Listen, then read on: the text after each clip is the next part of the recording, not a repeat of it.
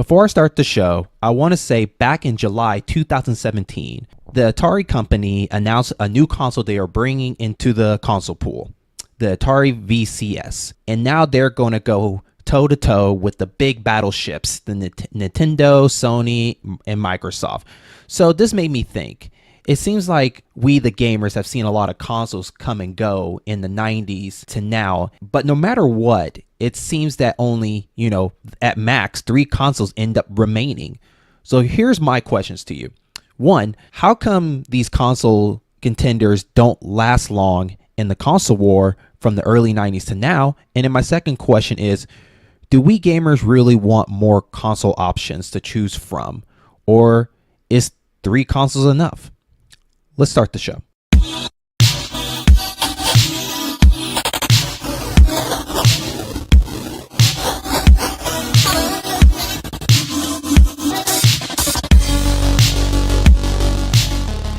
And welcome to the In-Game Boss podcast. I'm your host, Jeremy Evans, aka your retro activist, aka your in-game boss. And with me, a bit of a legend. He's been around in my life, most of my life, probably by high school and up.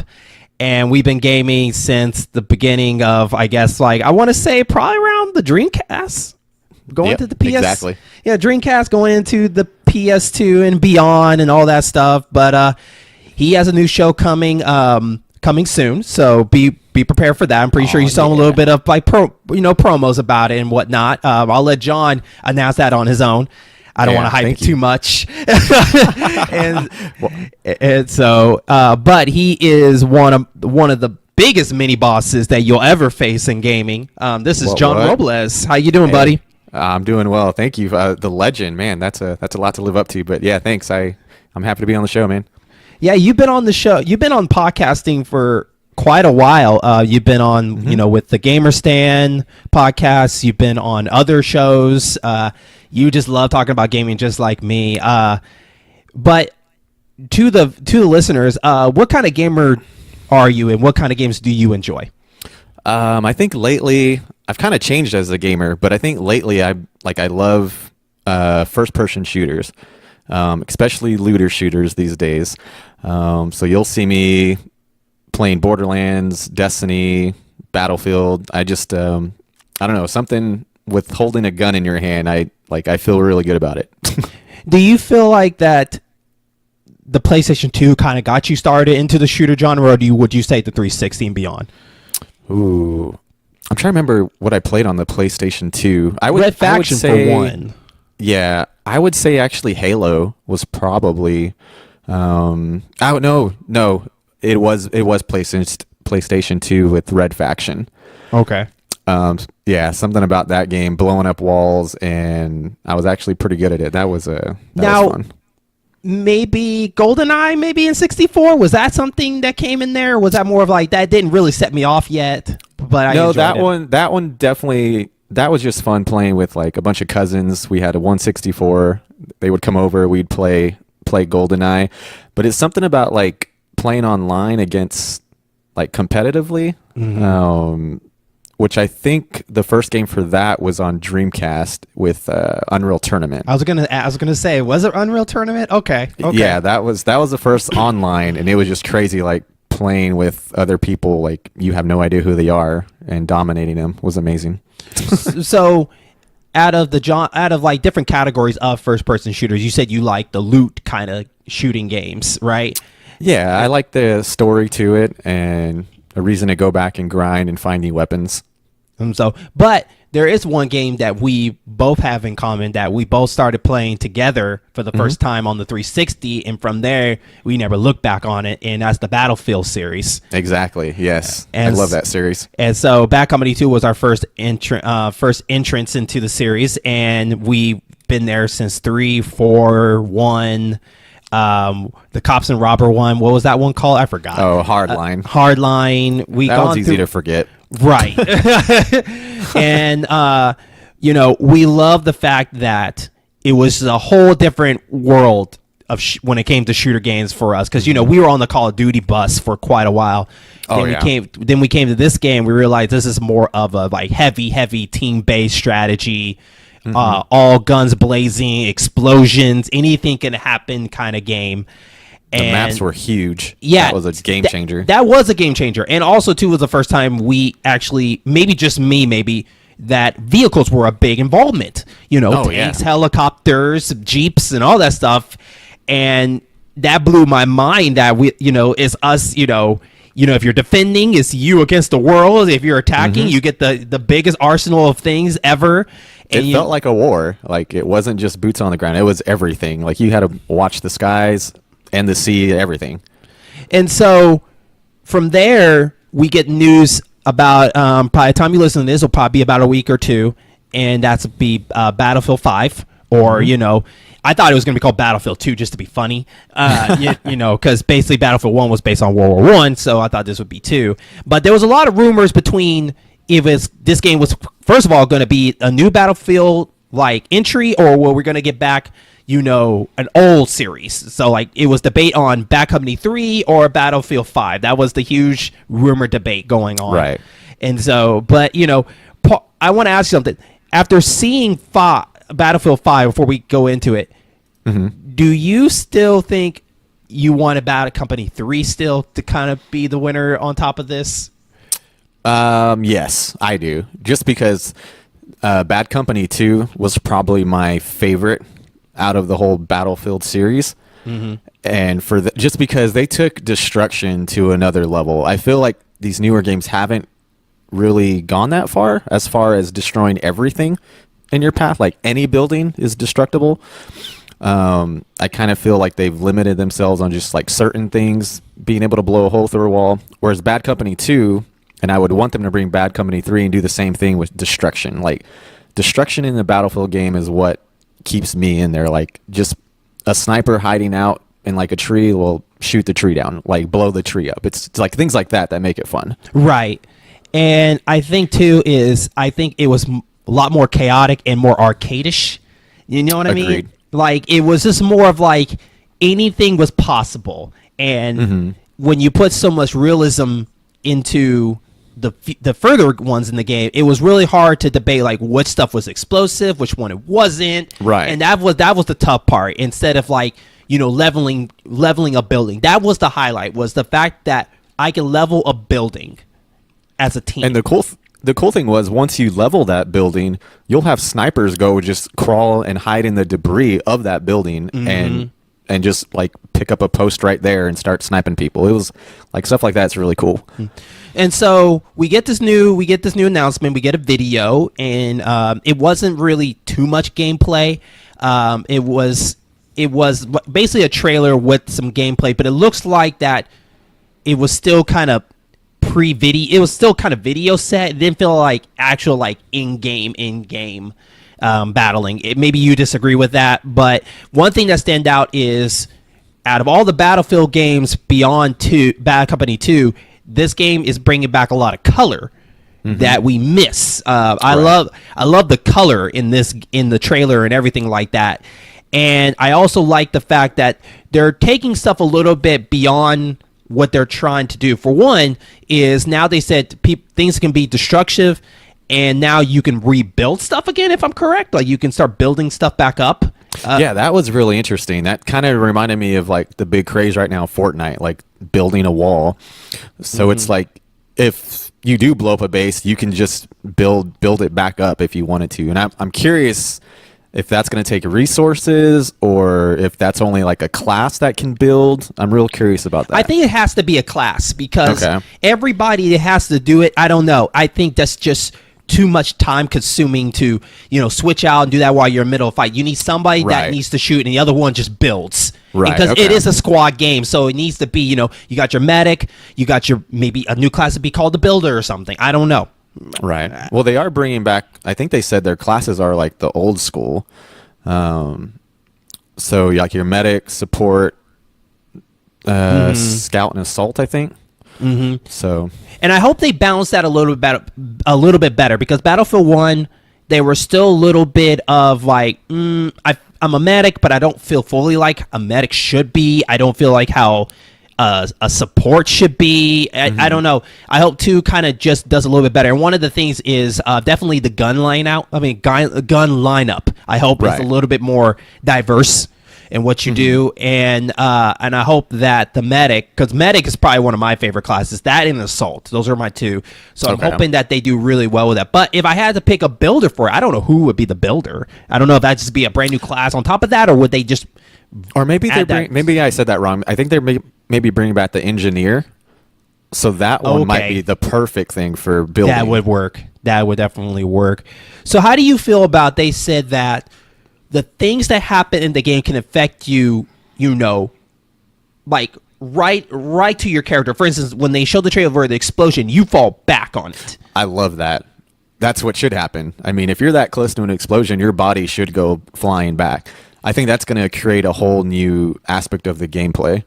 And you don't think that's going to be too annoying, while you're like shooting, a helicopter can come down and drop a bunch of bombs, and it could throw people off.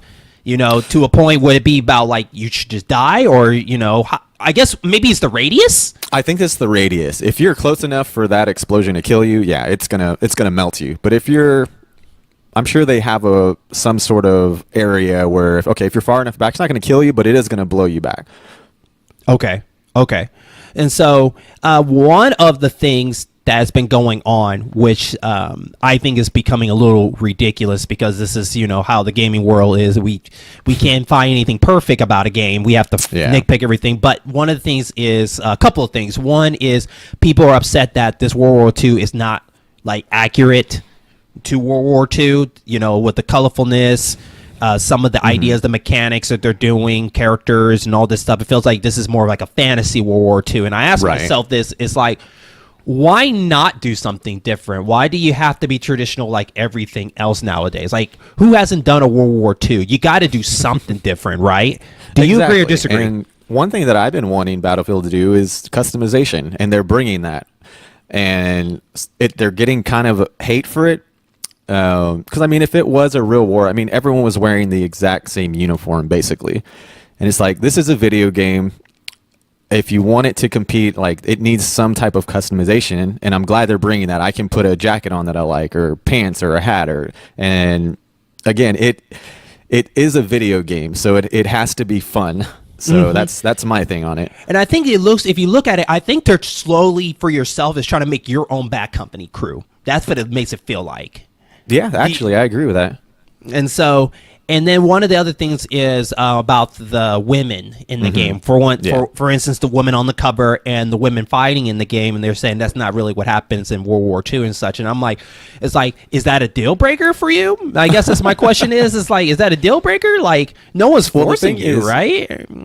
Well, the thing is, I mean, some people don't know history. Like, maybe in America, like it wasn't like that where women were fighting, but in other countries there were definitely women fighting in the war. I mean, they had to have some type of numbers, and there were women in it. So I love, like, on Twitter, like, people that are defending the game and defending history, that hey, women were a part of war, and other people just need to get over it. Yeah, I totally agree with that. And also too, it's more of, you have to look at your pros and cons. Like, even if you disagree that women should not be in that game, is that really a deal breaker? Are you still not going to pick it up because of that little thing like that? You're still going to play the game and be whoever you want to be. So why does that really matter? And and the funny thing is, like, I had a conversation with a random player on Battlefield that was mad that they brought women into Battlefield 1. I don't know if you noticed, they had, I think they were snipers, or like they were flying planes. No, I didn't notice that. Yeah, and so, like, he was mad about it, but it's like, if you go back and look, there actually were, like, female pilots too. So it's just like, you can't assume that it was just men fighting.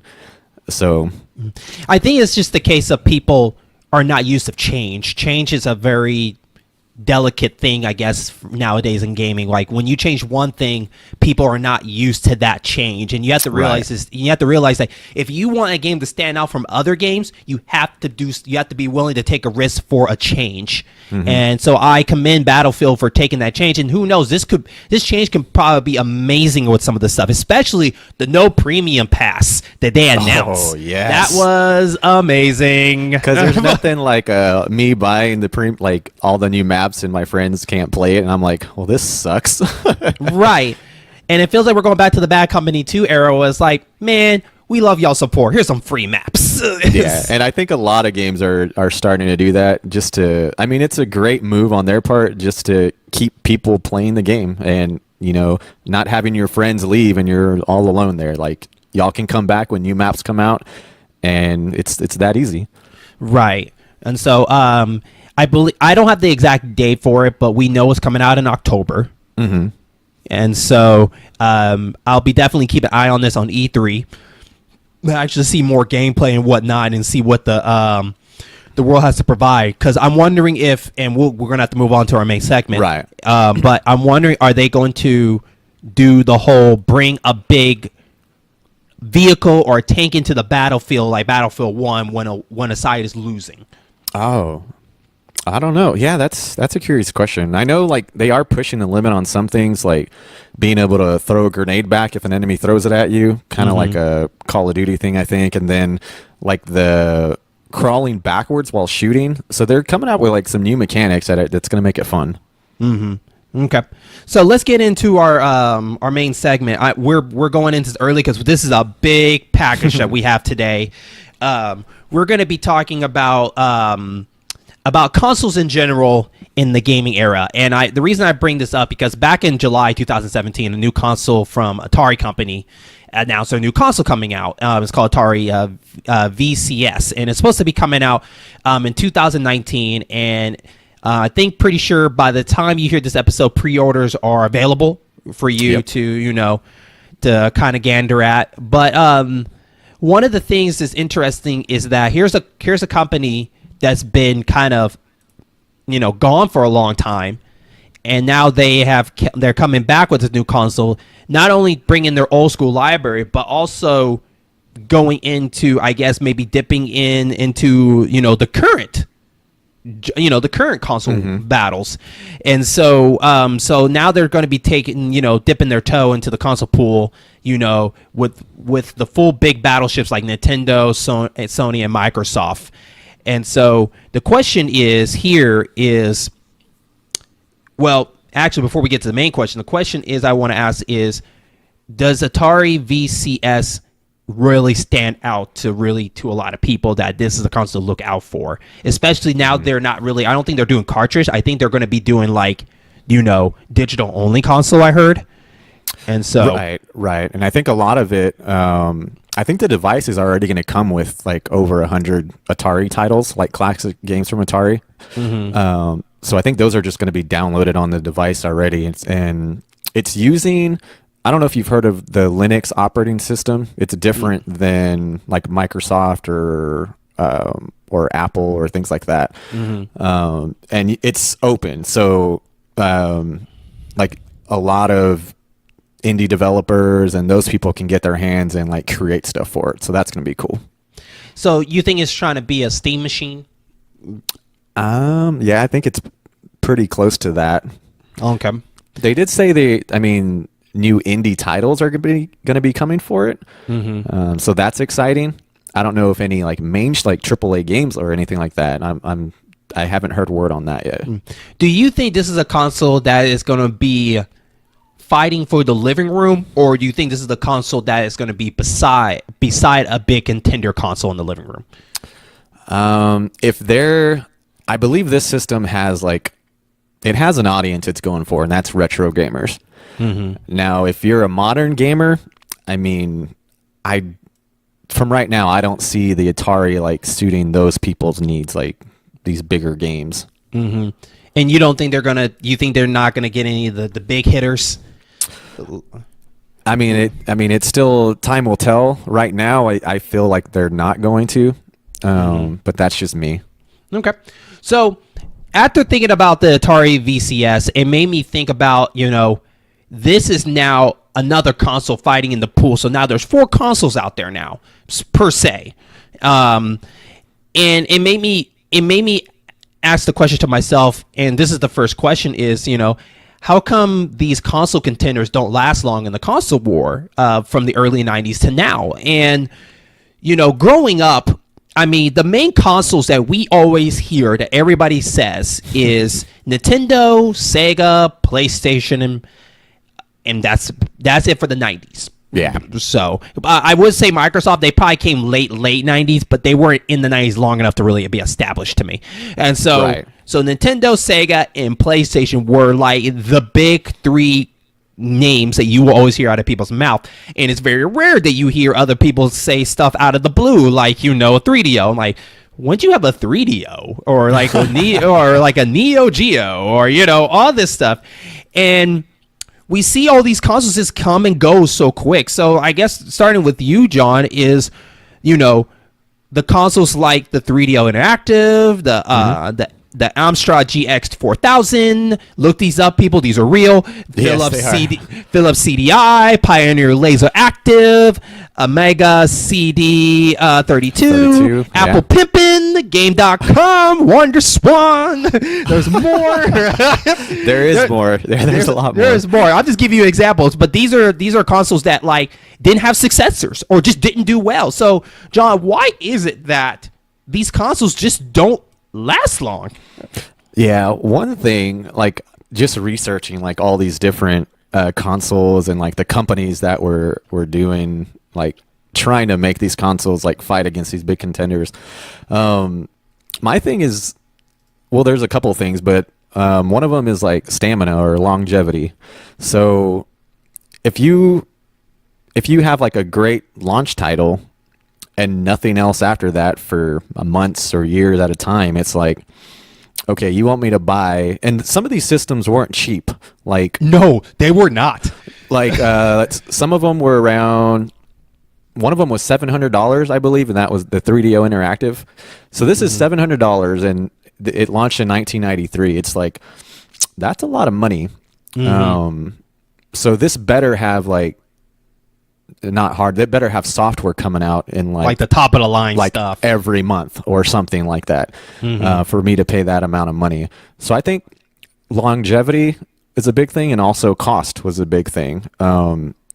It's like, okay, if Nintendo and these other consoles are out and I know that they're going to be good, why am I going to spend $700 on another console that I don't exactly know what I'm going to be getting months down the line? For me, I agree with those two, but on top of that, I think marketing was a big thing. Like, regardless if the console was expensive or not, I had never seen a 3DO commercial or any of these consoles I mentioned commercials. Never seen them. And this is way before AOL exists. Yes. So like magazines was the source of it all. So like I never saw commercials. I mean, I seen articles about them, but like they had games that I could play on the other consoles already. So like what was the step up? What's the step up for this? Because it was so funny to read these research about these consoles, because these consoles they took the big step before all of them. I mean, 3DO was going to CD before anybody else decided to take a stance to CD. I mean, Sega didn't do CD until 3DO probably did the CD. And even though Sega CD didn't do very well, still, I mean, they still got more revenue than 3DO. A lot of these had a very big, high graphic cards in them, and still did not manage to move that needle of revenue from these people. Right. And so, but also too, like I have never once, other than magazines, I had never once been to a store where I had to choose between other consoles and saw those particular consoles on the list. Like, I always see a Sega Genesis Nintendo, but I never saw a Sega Genesis Nintendo and a Pimpin'. Like, yeah, the Pimpin' was interesting.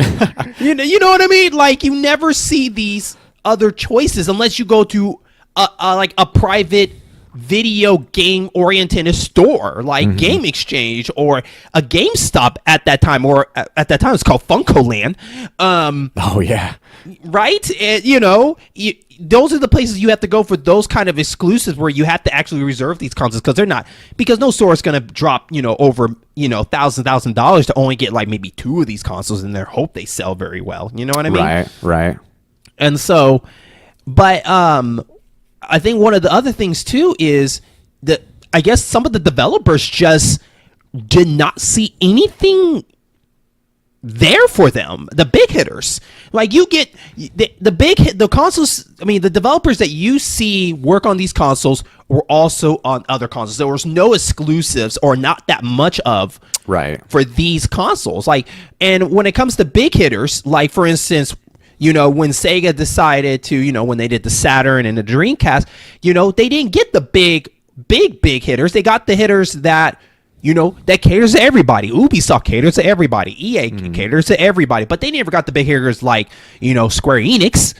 You know, they never got those kind of big hitters. There are those, you know, Japanese only big hitters or American big hitters. They just kind of got a little bit of like everybody big hitter. So it's, and so, but like another thing too is that at the time Nintendo was the only one doing handheld. So you get a console like Game.com that was basically like a black and white Etch-a-Sketch game looking like.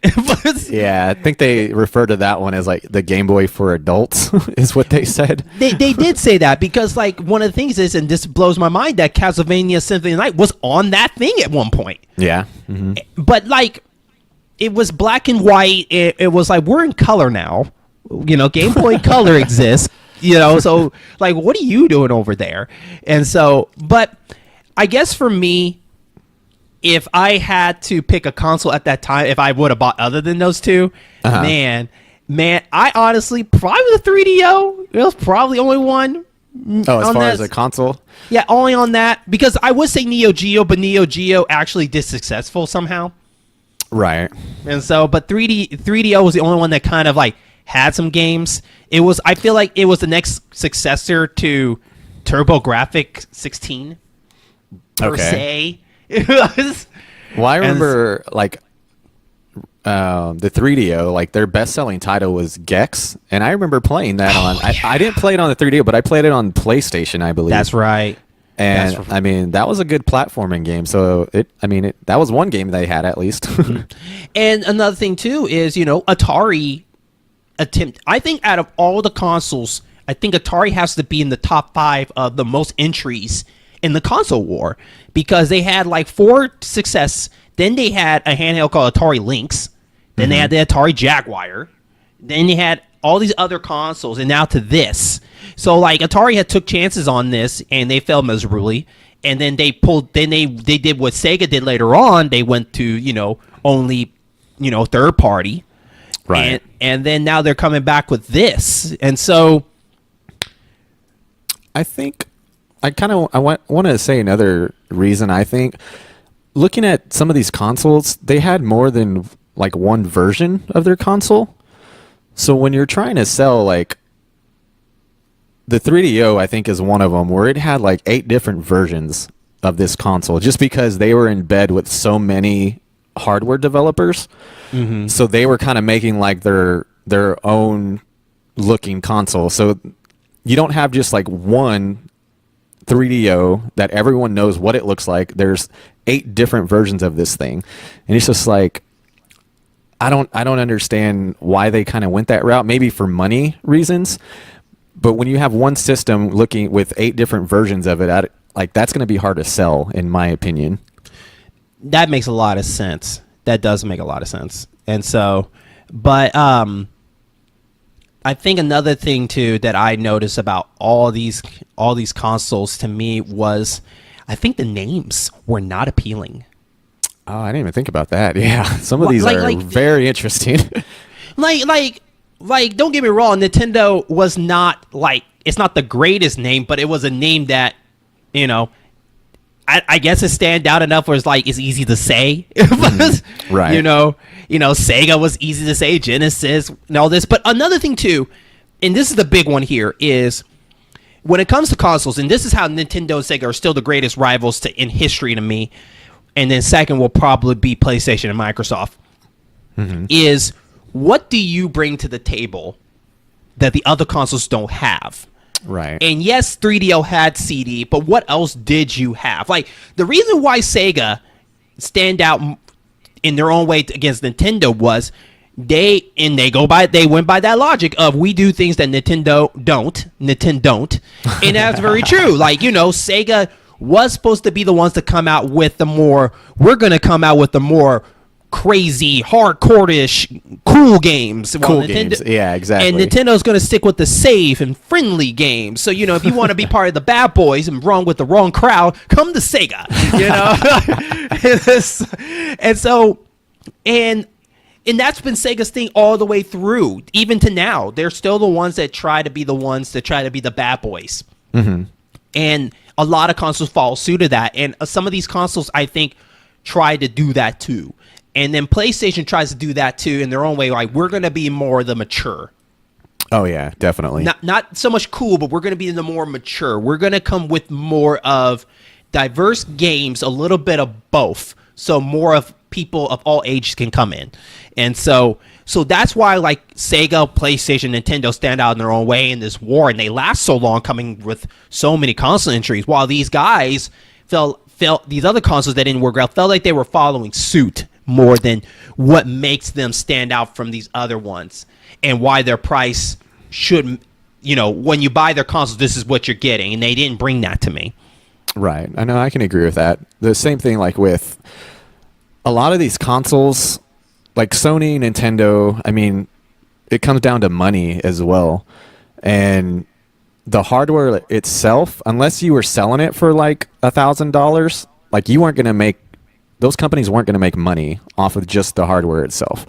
They had to have games. And that's kind of how, like, Sony, Nintendo, their hardware, like, they're not making money off their actual system, but it's these games that are coming out, and that's how they're making their money back. And I feel with these other titles, like, some of them only launched with like 20 games for the whole, until it was discontinued. Mm-hmm. And so you're not going to make money that way. And they probably, like, I'm pretty sure some of these companies went bankrupt. Well, Atari was one of them. They went bankrupt, and now they're trying to come back now. So mm-hmm. I think it all comes down to money as well. Okay. Well, let's take a break, and when we come back, we're going to go into our second question. Do we gamers really want more console options to choose from, or is 3 enough so far? We'll be right back.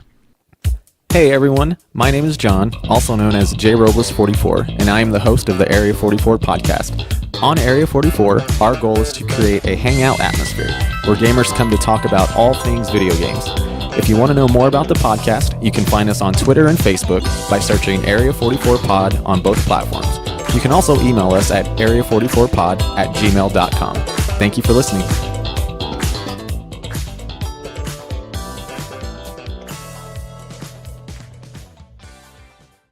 Hey, this is Jeremy Evans, aka your in-game boss, and I want to thank you so much for listening to this podcast as part of the In-Game Boss program, a network of gaming and other variety of these shows that you can find on Podbean, YouTube, and of course iTunes. Shows like the In-Game Boss podcast, the Gaming Halls of Rivalries, Bond Never Dies, and Area 44. Thank you so much. Enjoy the rest of the show.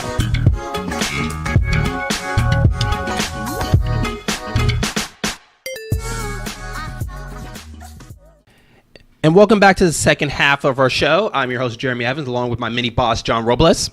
Hey. And so we left you with this question for you guys to ponder about, but I'm pretty sure you guys didn't, pause and thought about it. But do we gamers really want more console options to choose from, or is 3 enough? John, why don't you start off? What's your opinion on that?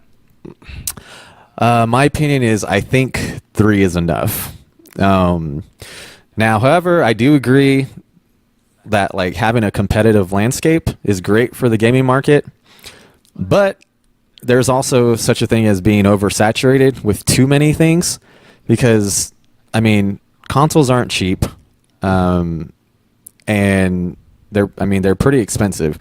Now, kind of what I would want, and this is just kind of my thinking, like, I like the Nintendo, I like the Microsoft, Sony, like, I love them, and I would love for, like, Atari, I would love for Atari to do well. But my thing is, like, rather than maybe making new hardware, first, maybe some of these people, like, can just develop software, like, develop new games. It's going to be a lot cheaper for them. So I think maybe 3 is like, more than 3 is having too much. I think if another one like if another hardware company were to succeed, I think one of these three would have to basically fall. Like Microsoft, something happened with Microsoft. Okay, maybe there's like a spot opened up basically. So I think more than three is just kind of it kind of is like a crowded market.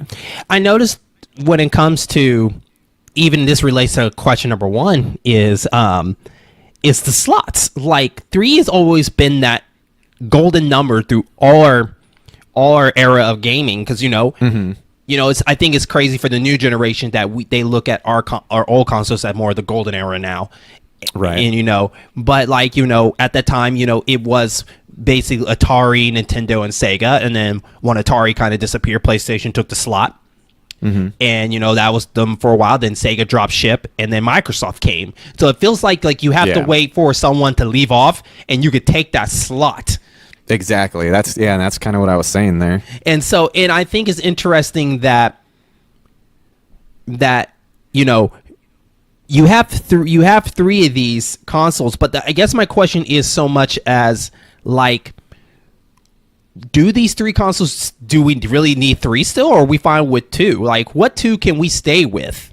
You know what I mean? Ooh. Like, that's a tough. Well, okay, I'll put it like this: like, PlayStation and Microsoft, let's be honest, they're on par. The only thing that stands them out is exclusives, right? Right. And so, I mean, if you take one away, is that really going to change anything? Really? I mean, does Microsoft really, to me, do anything super heavy yet? They are the Sega.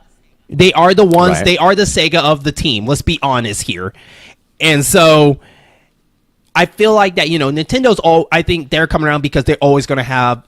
They're good at holding their cards tight, and they have those cards that people really want still. And I know it's weird, but they know how to do it. But then you hear from the opposite side too, because you're hearing people like Nintendo needs to go third party and just drop this console war. And I guess because, well, then we're just stick with two consoles that are basically the same. What's the difference? But at least Nintendo has a little bit more of a taste, whereas like, I feel like playing Nintendo, not my PlayStation. But if I say I'm tired of my PlayStation, what do I really want to say? What Microsoft has? If you go to Xbox, it's just like, well, it's the same type of games over here. To whereas Nintendo is like a whole different ball game. I mean, more maybe cartoony, more. I would say more kid friendly. So a lot of parents are gonna, if they're looking at a system, they're like, well, this looks a lot more kid friendly. I'm gonna get this for my kid, right? Instead of like the Call of Duty and other games that like PlayStation and Microsoft have to offer. And that's the thing that we need to see more of these consoles do, like kind of like Nintendo-ish. Someone needs to own a genre in their area. Like for instance, like to me, like Nintendo always owns the platforming, the funness of their games, like their sports and all that stuff. Nintendo really, PlayStation mostly owns like the RPG area. Right. They own most of I want to say they first person. I say they own the Ventures. I think they own the Adventures too. I think like Nintendo has Zelda and whatnot, but PlayStation's library of adventures I think is a little bit bigger than Nintendo. But Microsoft, they were the owner. They were owning up the first person shooters for quite a while. Oh, they were, yeah, with Halo and just like the feel of the controller as well. Like it feels great to play a first-person shooter on an Xbox. And I think that's what these three consoles have to work on. To me, why should I buy your console? What do you have that the other console have? And that's what I feel like is missing, kind of ish, is where like Microsoft, they're kind of number three. They're doing well. Let's be honest here. They're doing extremely well, actually. It's just more of when it comes to their library, it's more of like, well, what do you have that the other console have? We don't know. And because I don't see them owning up to like a genre over there. Like, you guys should be owning first person shooters, maybe. Maybe that's something y'all need to try to aim for. Yeah. Or if you guys want to try to own up the more action based, let's see more of that. I'm not seeing stuff over there. They're basically right now, they're doing trial and error right now, and they're trying to see what works and what doesn't work. PlayStation, I think they're really trying to own more of, I think they're getting more adventure-ish now. They are. They're definitely getting more adventure. You don't see a lot of first person shooters coming out of them. Not their in-house. The last thing they had in their house, I want to say, was what, Killzone? Oh wow. in house. So they're not worried about their first person because they got other third parties to do that. But Microsoft, they can crown that with the Halos and all that stuff. They can do stuff over there, and and Gears of War and Nintendo. They're doing fine with what they're doing. What's your opinion on that? Like, should they work on owning more of their genre areas?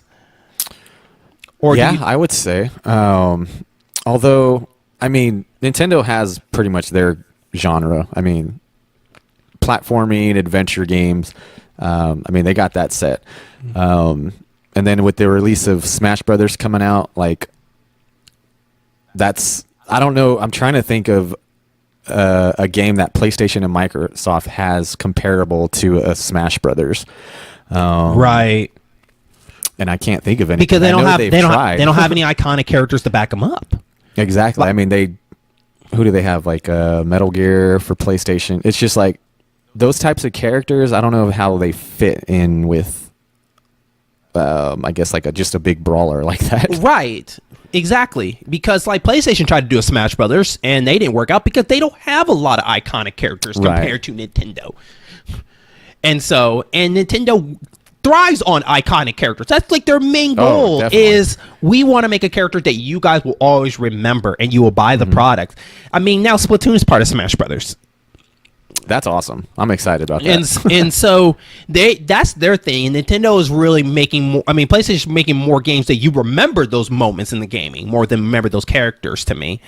Because like, don't get me wrong, I love Uncharted and I like Drake, but I remember the moments I did with Drake more than the character itself.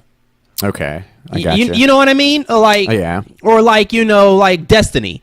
I mean, Destiny, I don't think they really have iconic characters that are big enough, but you remember those moments that those characters did. Right. And so, but let me throw a curveball at you. If Sega came out right now and said, we are coming back into the console war, would you consider looking at their consoles, the console they're doing? Would you think about, would I actually dip back into the Sega realm? No. Ooh. Why is that? The reason I say that is just I think they're better at making games. I think they need to just work on games, not worry about hardware. I feel like if they're going to do hardware again, I mean, I think they just kind of have learned their lesson with like the Dreamcast. And they're just going to stick to, I hope they just stick to making games. Okay. But with that, I want to thank everybody for listening to the show. John, any last words before we sign out? I'm excited for starting a new podcast. So hopefully y'all will join in on the ride. Keep checking into Endgame Boss. And thanks for having me on, man. I appreciate it. It was a lot of fun. No problem. And that's not the end. John will definitely be on this show again, and I'll be his co-host on his show. So, we'll be diversing back and forth. We might even do a joint episode together or something like that, have guests and whatnot. Cool. But we love your support. You can always listen to our podcast and his podcast on Podbean, YouTube, and iTunes. So definitely check them out there and show your support, man. We love your support, and definitely on Twitch, where you can find John at, what's yours on Twitch? J Robles 44. And then you can find me at RetroM07, and we will catch y'all on the next episode. Peace out. Hi, and thank you so much for taking time to listen to the show that is part of the In-Game Boss program.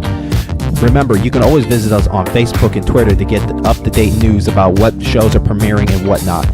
And also, you can always listen to our shows on iTunes, Podbean, and YouTube.